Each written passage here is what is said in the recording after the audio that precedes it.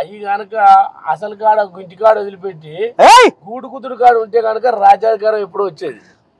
మరి కోట్లు కోట్లు ముళ్ళ కట్టిదట, ఇది నిజం కావచ్చునా? కడతాయిగా గర్జించాల్సిన పులులు ఓహో అమ్మా గర్జించకుండా పోయి గదం వదించుకొని వాళ్ళ ఇంట ముందు కూర్చుంటే బాంచనగిరి చేస్తే రాజ్యాధికారం ఎట్లొస్తుంది? అట్లనే కోర్టు రాకపోతే ఏమొస్తాయి?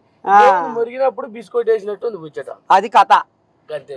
మరి ఇప్పుడు దేశంలో కుల జన గణన అనేది రాహుల్ గాంధీ చెయ్యాలంటుండు, పట్టుబడుతుండు. చేస్తేనే మంచిది జాతీయ స్థాయిలో అనేది అక్కడ మన రాహుల్ గాంధీ కొట్లాడుతుండు.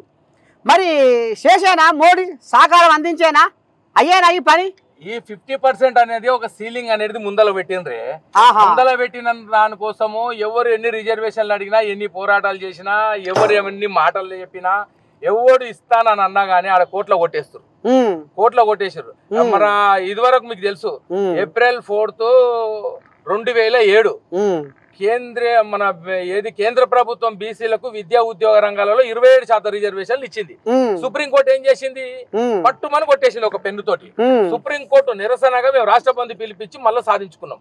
అయితే ఏమైతుందనంటే పోరాటం చేసి రిజర్వేషన్లు సాధించుకుంటున్నాం, మళ్ళా ఎత్తేస్తున్నారు, మళ్ళా పోరాటం చేస్తున్నాం. ఇదే అవుతుంది బతుకు. అందుకే మేము ఒక మాట ఏం చెప్తున్నాం అంటే క్షుణ్ణంగా, ఇక రిజర్వేషన్లు వద్దు, రిజర్వేషన్లు వద్దు, మాకు రాజ్యాధికారం కావాలి, బీసీలకు రాజ్యాధికారం కావాలి.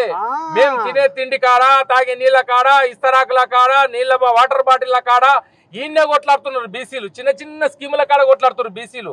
మాకెందుకు రిజర్వేషన్లు ఇప్పించము? 3% లేని వాళ్ళకి 10% రిజర్వేషన్లు ఇచ్చారు, 54% ఉన్న వాళ్ళకి రిజర్వేషన్లు ఇవ్వమని చెప్పేసి అంటే